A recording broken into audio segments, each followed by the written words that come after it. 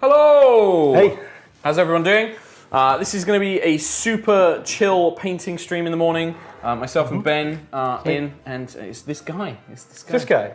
And that guy. And this guy. And yeah, we're just going to be painting some miniatures. This is a nice paint stream. A lot of other people are recovering, I think, from the party that was in the office looked last like a night. late one, didn't it? Yeah, Holy it shit. turned into a pretty late one, so thanks, man. Tissue. I can never remember the link now. It's humblebundle.com/yogscast_. Oh, just search Yogscast humble. You got it. It'll be in chat anyway, so go and check that out. If you've not picked it up already, do so.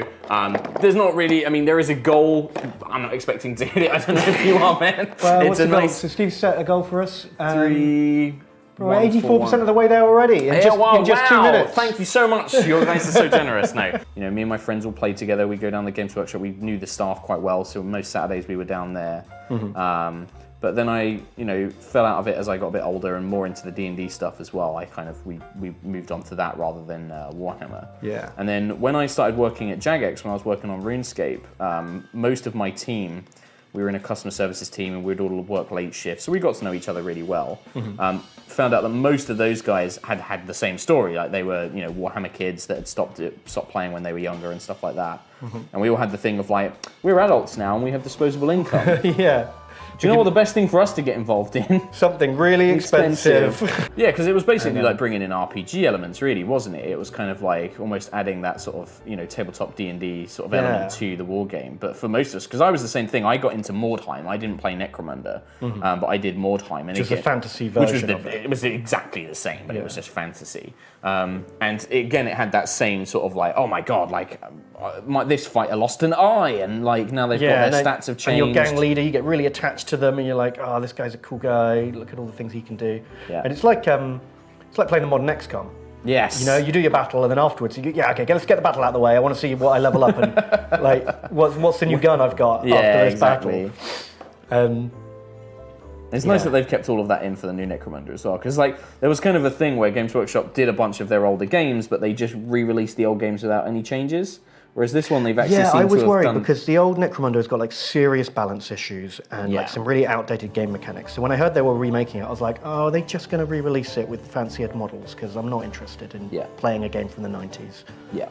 It's like if they did a remastered computer game and didn't change the gameplay at all, and it's still used like arrow keys instead of WASD.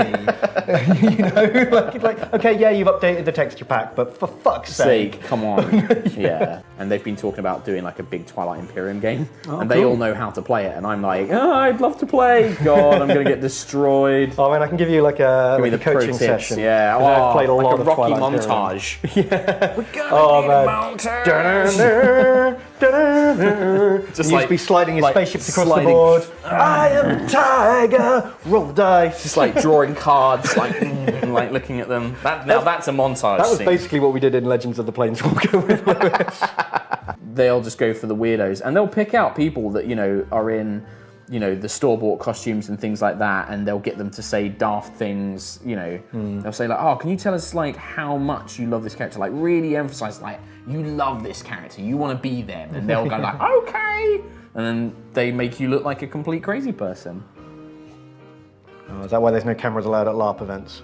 I like them to have like I don't necessarily care about flying, where they can like go.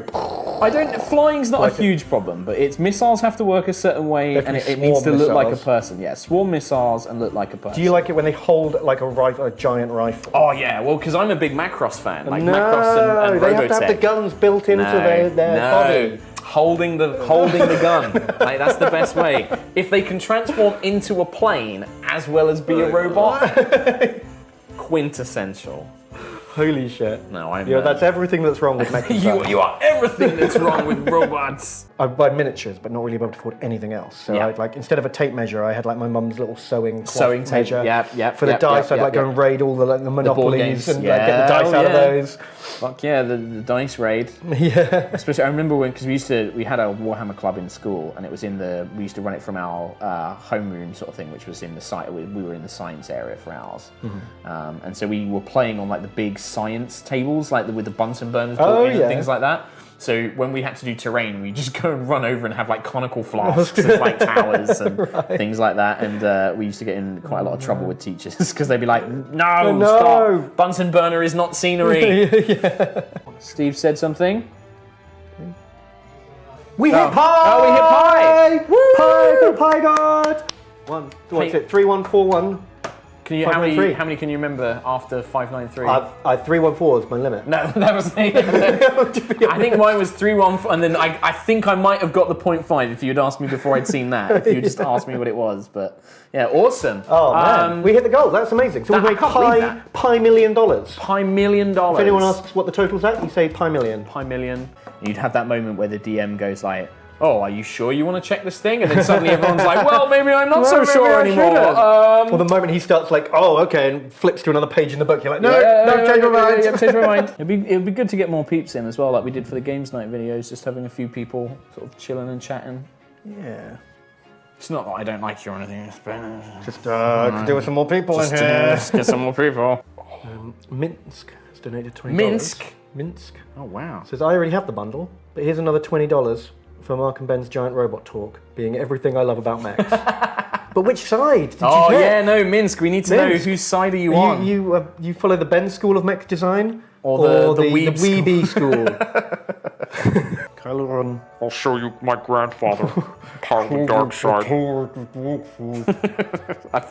That mask voice is so dumb. It's better than Bane though, isn't it? It's better than Bane, yes, because it had like some decent effects to it rather than just being...